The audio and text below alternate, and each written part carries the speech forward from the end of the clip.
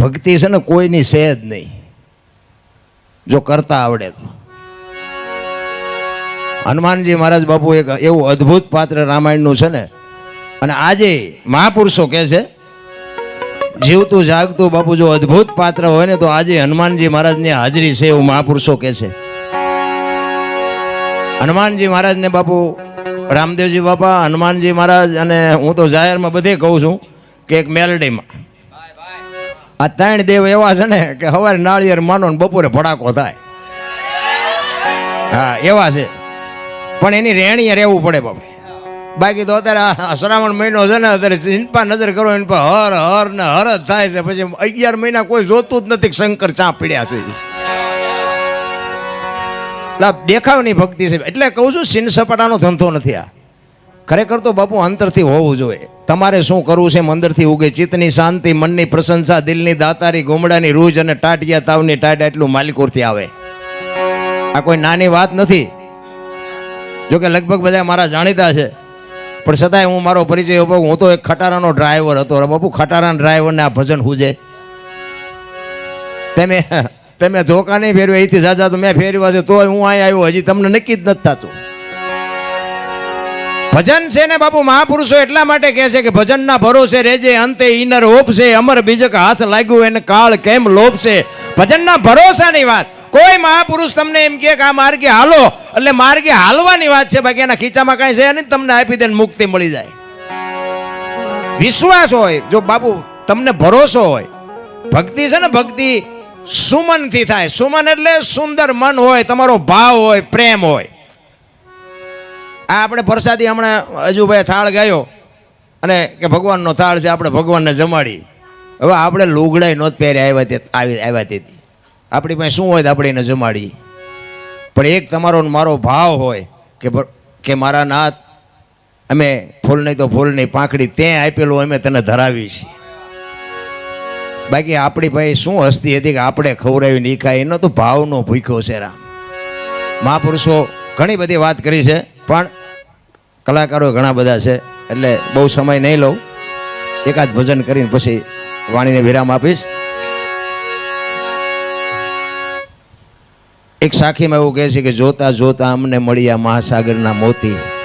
આ મોતીની ઉપમા છે ને એ શું છે? ઘણા બધા સંતોએ ભજનમાં મોતીની ઉપમા બહુ આપી છે. એક વાણી એવું કહે છે વીજળીના ચમકારે મોતી પરોવી લ્યો પાનબાઈ. એક વાણી એવું કહે છે હંસલા હાલો હવે મોતી નહીં મળે. એક વાણી એવું કહે છે ગુરુ ગમથી ગોતો ગગનમાં ક્યાં છે ગુપત ગંગા, દેખ્યા હોય તો કઈ બતાવો મોતી કેસા રંગા. એક વાણી એવું કહે છે કે રતન સાગરમાં રતન નીપજે ને મહાસાગરમાં મોતી.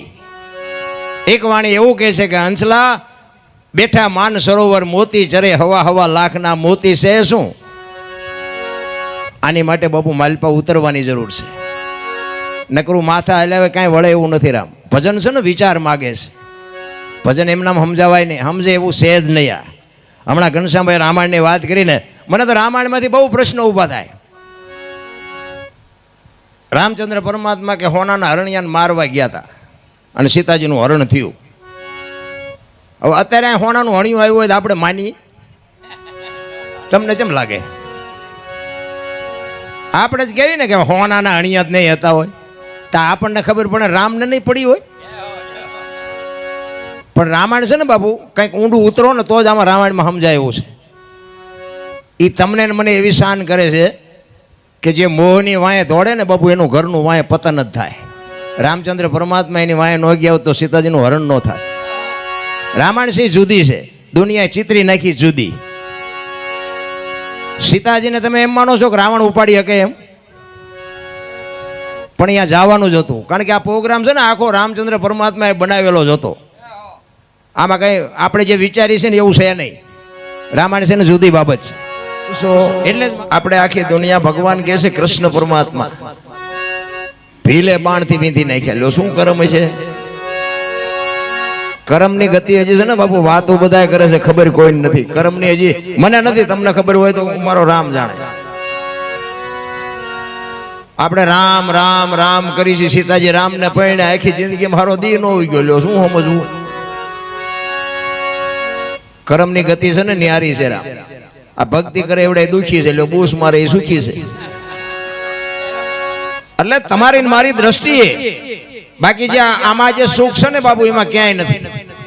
હું તો આ બધાને આય તો ઠીક છે, પણ હું તો આ નાના નાના જ્યાં નાની વસ્તી છે ને અહીંયા બાપુ હજી મને આજે તે દુનિયાના છેડે ભલે મારું નામ છે, અત્યારે બધા મને સાંભળે છે, ખૂબ સાંભળે છે, મને પૈસા ધરીને આપે છે, પણ હું નાનાને ભૂલી ન શકું, કારણ કે તમે બધાએ જ મને રિયાઝ કરાવ્યો છે ને મને આ ટોચ સુધી પહોંચાડ્યો છે. એ હું કોઈ દી જિંદગીમાં ન ભૂલું. હમણાં જ અમે વડનગરમાં વગર સાઉન્ડે ભજન કર્યા. આ સત્ય હકીકત કહું છું, વગર સાઉન્ડે. વરસાદ આવ્યો ને બહાર વ્યવસ્થા હતી ને, ઘર નાનું હતું. હવે એના બાપા ઓફ થઈ ગયા હતા અને બાપુ કે મારે ભજનનો શોખ બહુ હતો, અને આ ધોળાનું સાઉન્ડ હતું. એ લાવ્યો તો સાઉન્ડ, પણ એ વરસાદ આવ્યો એટલે બધું ઘરમાં ગોઠવાય એવું નતું. મેં કહ્યું સાઉન્ડ ની જરૂર નથી, મજા કરીને તારે ભજન જ કરાવવા છે ને. વગર સાઉન્ડે ભજન કર્યા. આ ધોળાનો છોકરો પૂછવું હોય પૂછી દો. ઘરમાં શેટી પડી હતી, અડધું ઘર તો શેટી જ રોક્યું હતું. મને કે શેટી પડી સામે ચા બેસી, શેટીમાં તમે સડી જાય, તમે હેઠા બેહો. ખરેખર શેટીમાંથી બેન ભજન કર્યા. કિરણ બાપુ ખેરાડી વાળા હતા તબલામાં. કહેવાનો મારો મીનિંગ જે ભજન છે એ ભાવથી થાય છે, પૈસાથી નથી થતું.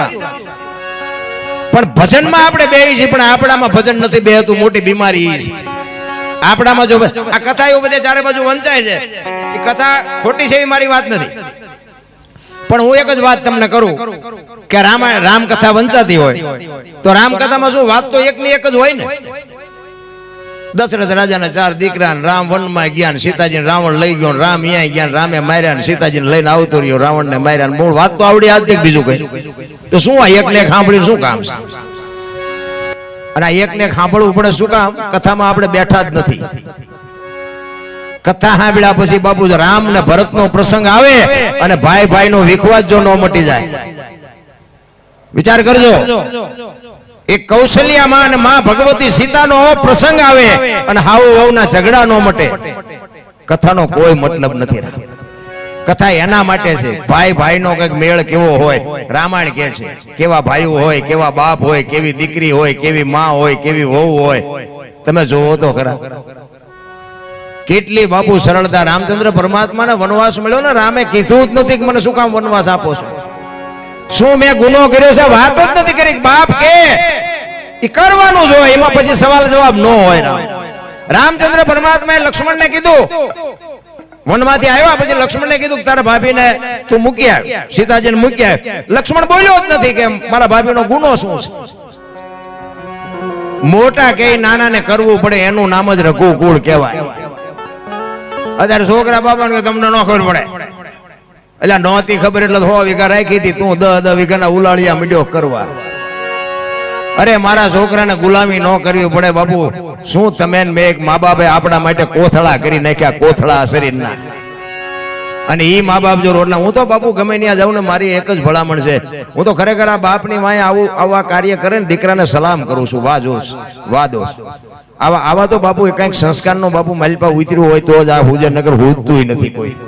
વધુ પડતા પૈસા વળે કે એકચ્યુઅલી આવું કઈ હોય જ નહીં, મરી જશો. એકચ્યુઅલી ના દીકરાઓ ભજન છે ને બાપુ, જીવ છે શિવ માંથી જુદો પડેલો ટુકડો છે. જીવને શિવને એક કરવા માટે જરૂર ભજન ની પડે. બુદ્ધિથી, વિજ્ઞાનથી, પૈસાથી જીવ ને શિવ એક કોઈ દી ન થઈ શકે. કોઈને પાવર હોય તો ખોટી વાત છે. પૈસા છે ને એ નકરા રોગ છે, એ હારા વાત નથી. કઈ ભલે ઘર આખા ફેર્યા ખાઈ ન શકતા, કઈ આ ઝોપડામાં રહે છે ને બધું ખાય તો કઈ નથી થતું. ઓલે હમણાં વલણ કાજુ બદામ ફેર્યા હોય, 8 દી બીપી મુપાવતા હોય. ડોક્ટર એક જ વાત કરે, દાળ ભાત જેવા ખાધું કાંઈ મર્યો. લો શું કાજુ બદામ ફેરી હોય તો શું કરવાનું? એ તો ત્રાજવું લઈને બેઠો છે. મારા રામ કીડીને કણ હાથીને મણ 1000 હાથવાળો દે, તમે હું શું દેવાના હતા? પણ મારો કહેવાનો મિનિંગ એ છે કે તમને મને આ દુનિયા જેને બતાવી હોય, તમારા મા બાપ, મારા મા બાપ થી હું છું. મા બાપ ના બાપુ કાળજા ઠારજો. જીવતા જાગતા ભગવાન આ એક જ છે બસ. બાકી બાપુ ક્યાંય જાવ ભરો હરો ભરો દુનિયા જોવા જેવી છે, બાકી મળે કાંઈ નહીં. રખડવું અહીંયા રખડો મળે મા બાપ ના આશીર્વાદ થી, તે બાકી કાંઈ મળે નહીં. લખવું આવા મકાન ભાડ્યા હતા આપણા ગઢ. તમે જોવો તો વરસાદ થાય આખા ઘરના બકડીયા લઈને રખડતા હોય, દંદુડિયું થઈ ગયું. એટલે હું ઉચારે ઈમાં આપણને મોટા કર્યા છે. હવે આવડા ઘર 2 વાળ ને 3 માળ, તોય મા બાપ ને કે આય નહીં આશ્રમમાં મૂકીએ.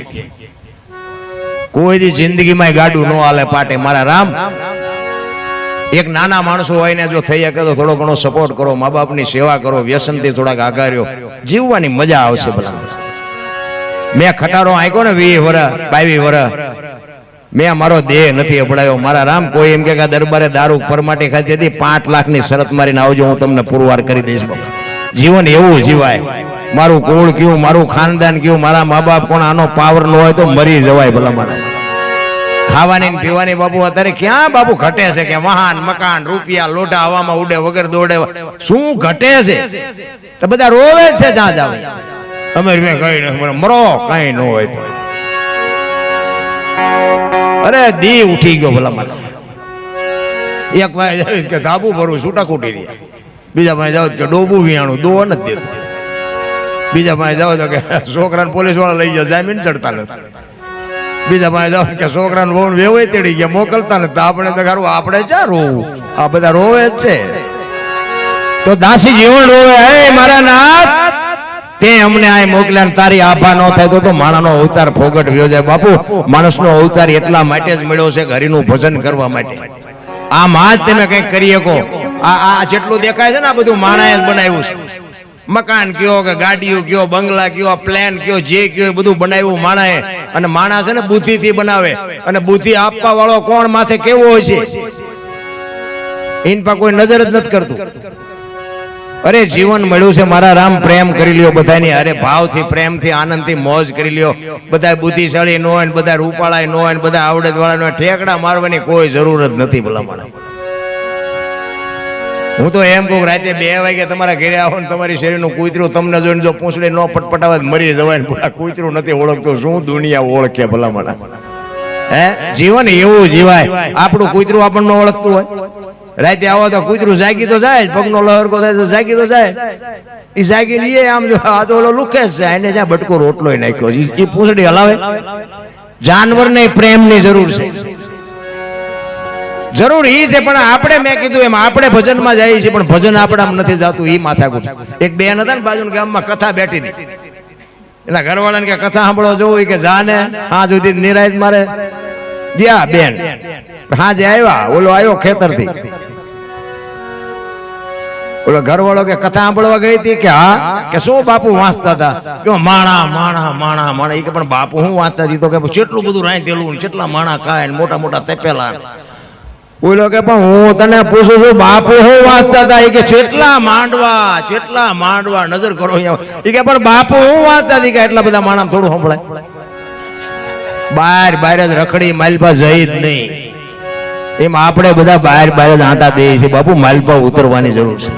બાકી ફોરમ હોય ફટકેલી, એને સુલે ચડવું પડે, આવડ હોય હલબેલી, એને કોઈ પૂછે નહીં. કાગડા બાપુ હશે ને તમે હારા માર્ગે હશો એટલે દુનિયા તમારું લોહી પીવાની, પણ એની માલિકો પસાર થવાની વાત છે. એટલે એક દાસી જીવન બાપુની રચના દાસી જીવન કે છે, મારા નાથને કહેજો. અરે શું બાપુ સંતોની વેદના છે વાણીમાં. તમે જોવો તો આપણા રૂવાડા ખડા થઈ જાય. વાણીમાં છે ને દાસી જીવનની બાપુ વેદના છે, પીડા છે. અને પીડા વગર કોઈ વસ્તુ મળે નહીં, ભાવ વગર વસ્તુ ન મળે. નામ ના જોતી હોય ને બાપુ, મહેનત આપણે કરવી પડે. આ એક બુસટ હોય ને, બુસટ એને ઉજળો કરવો હોય ને તો પાણી જોવે, ધોકાવો જોવે, હાબુ જોવે, મહળવો જોવે, હુકવવો જોવે, મેલો એની હાથે થાય. ખરાબ તો એમ નામ થઈ જવાય. સારું થવામાં મહેનત કરવી પડે. 1 કરોડ રૂપિયાનો બંગલો હોય ને, એમાં બેનો દીકરીઓ કચરા પોતા કરતા જોઈએ છે, કોઈ કચરો નાખતા જોઈ? એ ક્યાંથી આવે? કચરો આવે ક્યાંથી? હારામાં હારું મકાન હોય, આમ બારી બારણા પેક હોય તો કચરો મલપા આવે છે. ક્યાંથી આવે છે? ક્યાંથી આવે? એટલે મહાપુરુષો કહે છે 1 કરોડ રૂપિયાનો બંગલો છે ને, આમાં ભજન રૂપી કચરા પોતા કરતા રહેજો, કચરો ગરી જાય છે, કોઈ બાપો નહીં કાઢે.